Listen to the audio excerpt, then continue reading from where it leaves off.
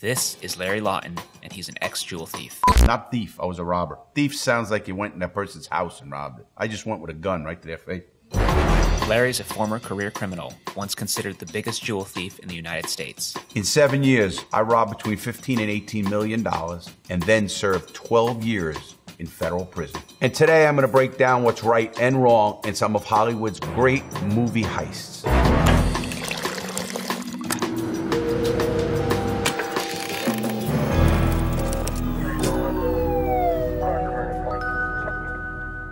We're about to watch a lot of crimes in movies, but let me be very clear. I am in no way endorsing or encouraging crime in any way. I'm an ex-criminal, and now I work with police agencies to prevent crime. So I want that to be known right off the bat. Let's look at some clips. The bank robbery in Heat. Keith! Oh, stay down. We want to hurt no one. We're here for the bank's money, not your money. Your money is insured by the federal government. You're not going to lose a dime. When Robert De Niro takes control and tries to calm everybody down by telling them that their money's insured, he's right. It's just like with the robberies that I committed. The people's jewelry was insured, so they got their money. It wasn't the people who you're robbing that were getting robbed. The real people are the insurance companies who are losing the money. And again, I'm not going to say it was right. It's wrong. But it's not their stuff they're losing. Most of the people I robbed did not hate me because they actually sold their whole store in one shot for insurance. At one time, the feds couldn't get the jewelry store people to say anything bad against me. They got a couple, but the guy who shot me.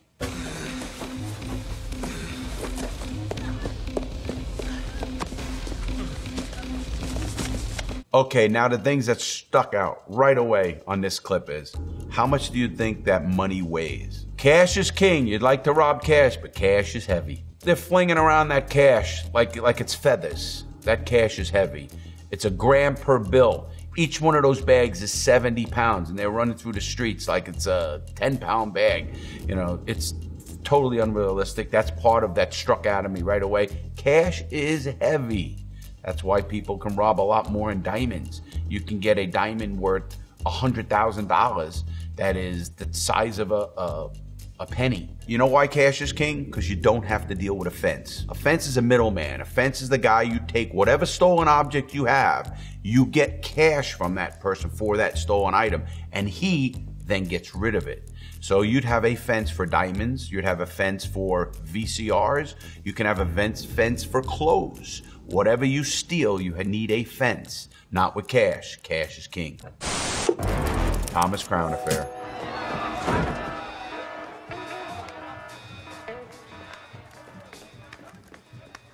What you're seeing here is a mega millionaire stealing $1 million picture. In a Thomas Crown Affair, what does he do? He robs art. Why does he rob art? Because he knows art, so he knew the value of what he was stealing. This painting is considered to be the first Impressionist work in history.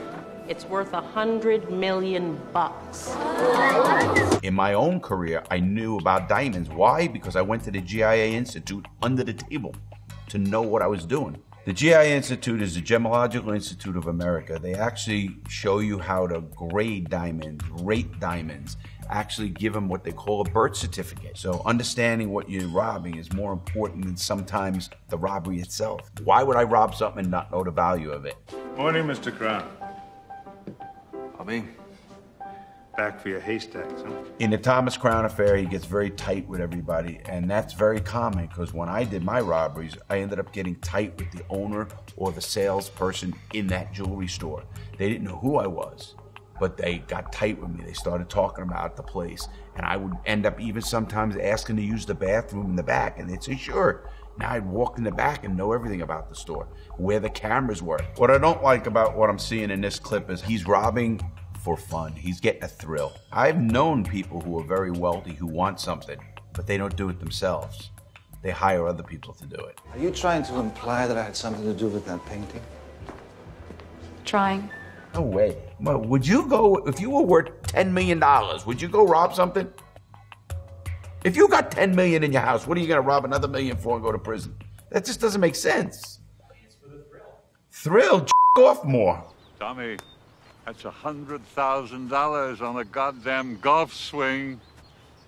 Beautiful Saturday morning, John. I had an opportunity to rob millions of dollars in Rembrandts and Picassos, and I couldn't get 2 cents on the dollar. That means if I robbed $1 million picture, I couldn't get $20,000. People don't understand, when you rob things, rob something you can get rid of. If I robbed right now a truckload of Apple Watches, I can get rid of them tomorrow. If I robbed a truckload of Picassos, how am I gonna get rid of them? Can't. I'll take the Apple Watches over the Picassos any day. It's not worth it. You have to be able to sell it. The only way you can do something like that is find someone who wants something specific. You set a price for it and then steal it. Other than that, stay away. You're better off robbing hubcaps. That's the truth. The Italian Job.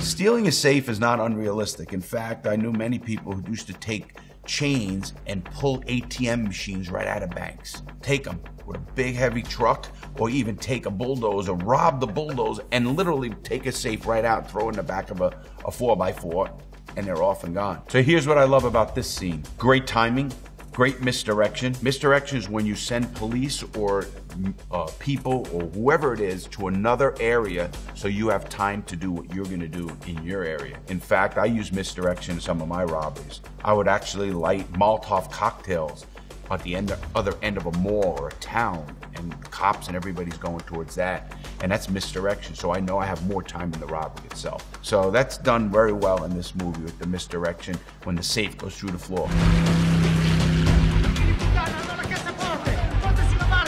But the guards are either idiots or they're in on it, because a 3,000-pound safe going through 2 floors is not going to end up in a 21-foot boat flying through a canal. You know, in this clip also, it's timing. So timing is everything, and knowing when and where people are going to be and come to the place is important. All right, Charlie, someone just called it in. The police boat's heading your way. 7 minutes and counting. Let's go. So how do you do that? It's an easy way to do that. You can light their alarm off. You can start a little fire or something right next to it. Throw a brick through a window with an alarm and see if how long it takes the police to come there. That's called a false alarm. But you're still gonna get response time. I used to know how many police cars the place had and how many cops were on. You can call and know the size of the police department and just do the numbers. So now if they have 21 patrol divisions, you probably have 3 shifts. So at the most, you're gonna have 7 cop cars in any given area. So how do you know a cop's not patrolling in that area right then and there, and you do it? The cop shows up within 10 seconds, 20 seconds, because he's right there. You better know where the cops are. There's where you go to misdirection. You know, in this movie, right in the beginning, right after the Italian Job, they get away and they're out somewhere celebrating, and one character kills the rest of the people. No. Steve, what the hell are you doing? Made a few plans of my own. And in reality, that is more common or would happen with that kind of money. Steve, how many times do I have to tell you? Trust everyone.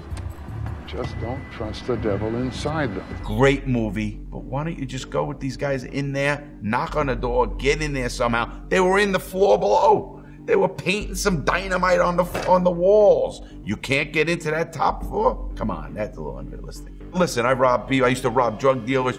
I used to tie them all up. Would walk out with $1 million in cash and the dope. So, I mean, I was a bad guy all around, but I don't do that anymore. Let's take a look at the movie Snatch. So what we're seeing here is 4 men walking in dressed as Hasidic Jews to rob a wholesaler. I knew a guy who did this. He dressed up as a Hasidic Jew here in Brooklyn and then robbed the people who take their diamonds to temple to bless him. Ruth, let them in, please. Moti.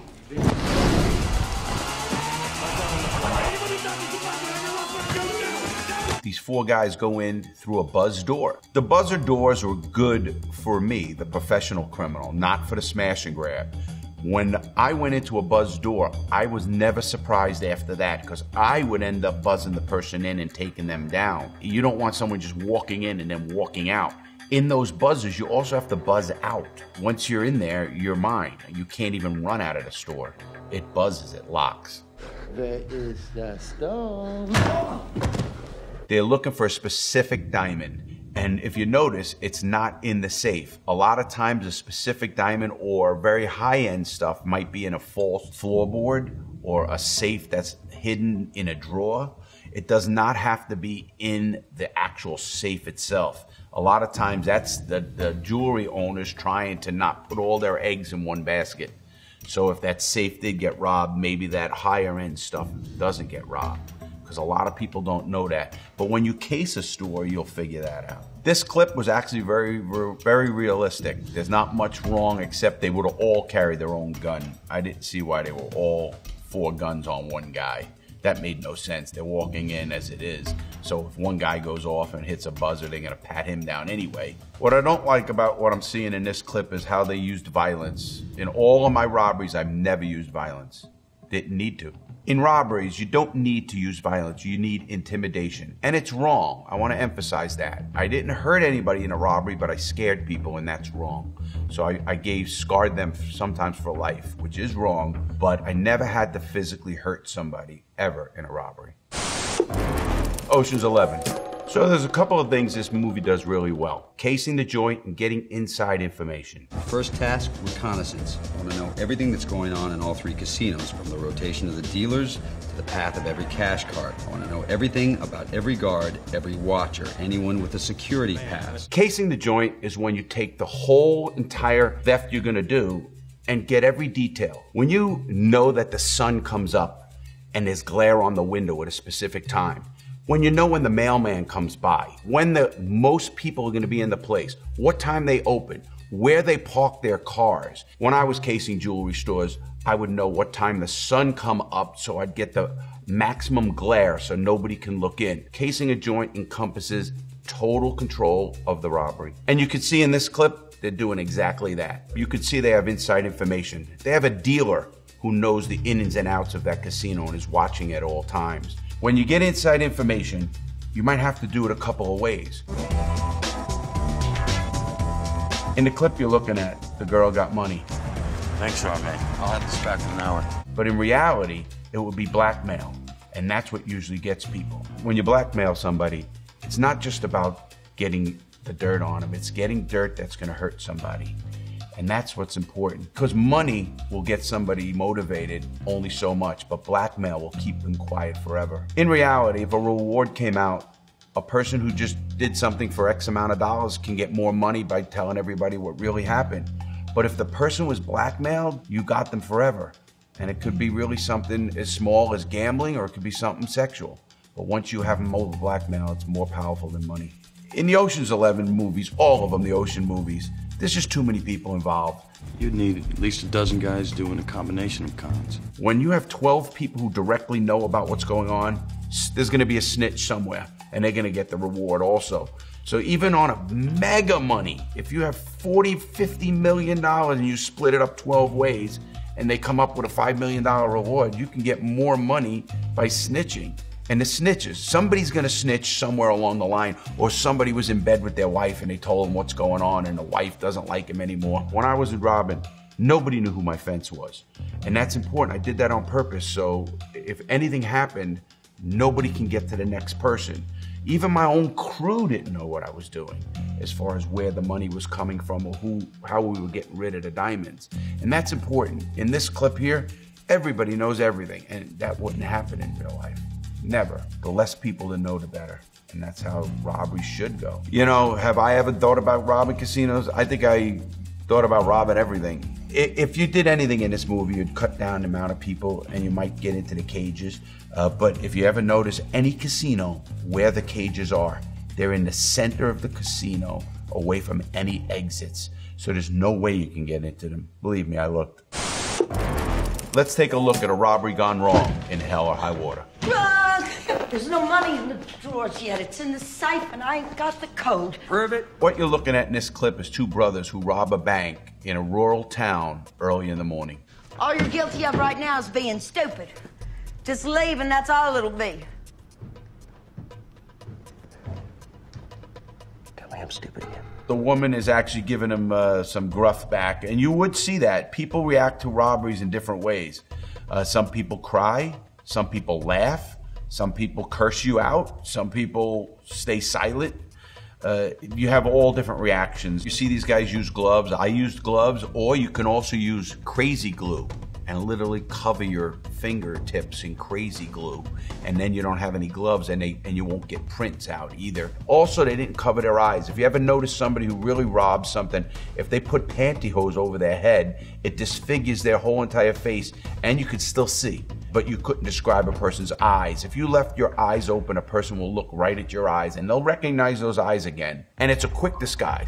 Wham! Put it right over your head, and you're gone, and nobody can recognize you. You're done. That's one way to do it. I'll bet we'll get people who do that. Yeah, you guys are gonna go home and find a pair of pantyhose from your mother, and you, hey Mom, I need a pair of pantyhose. Where do you think you're going? Sit on the floor!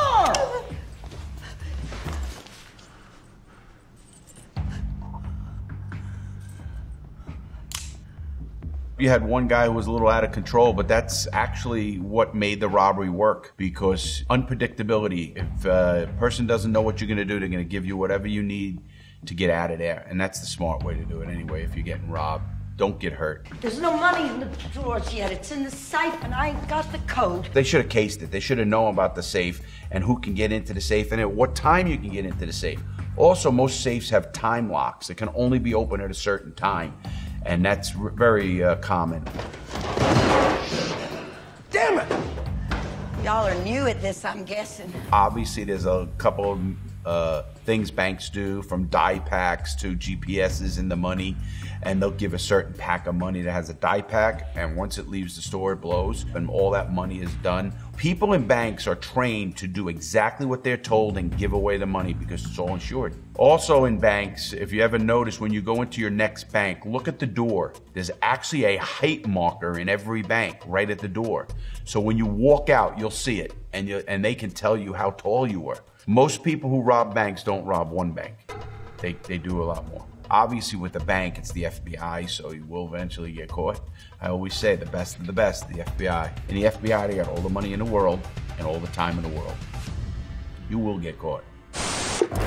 The convenience store robbery in Fast Times at Ridgemont High. A great movie. You guys watch that movie? Yeah, it's a great movie. We've been following a lot of clips with professional criminals, people who plan it out, people who know what they're doing, casing a joint, so to speak. In this clip, you see the exact opposite of a professional. What are you doing? It's safe! Behind the donuts! I'm watching this place.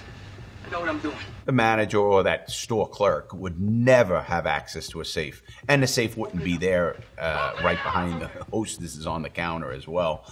It would be a drop safe. All convenience stores, 7-Elevens, Wawas, they all have what they call a drop safe, which has a opening on the top that can handle an envelope and cash. And every $100, usually in a cash register, after they have $100, they drop that. And you can't get into that drop safe. They'll have a lock that's only opened usually by the owner or a manager who comes in later to empty that and check the receipts. That's what they do. He walks in, he sprays paint over the camera like the camera didn't see him already. In today's world, we have cameras that have off-site monitoring and they're straight live feeds to another area. Back in the 80s, when this movie was made, they didn't have that. And they would have had a tape machine in the back office. And in the back office, you can actually go in there as a criminal and take the tape out and they wouldn't have any kind of feed of you. You see the manager grab coffee, throw it in the face of the criminal. Obviously, he's defending himself and he's allowed to do that, of course. And he is encouraged not to do that, though. Most police don't want you to get involved. They want you to give the money away as quick as you can and get rid of him and observe as much as you can because you don't want to get killed.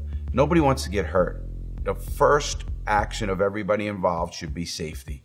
And that goes to safety of your customers. If this guy's armed and you did something and he shot you and then Spicoli walked out of the bathroom and then got shot as well, you're talking about a very dangerous situation that could have been. You also saw the getaway driver take off. Believe it or not, with drug addicts, that'd probably be pretty common. And the one who got caught would be telling on the one who didn't get caught. That would be pretty common too, especially with drug dealers, drug addicts. All right, hounds. The clips you just saw, I don't ever want people to believe that I'm endorsing crime in any way. People don't think. Criminals should be smarter, but most of them aren't. That's why they go to prison.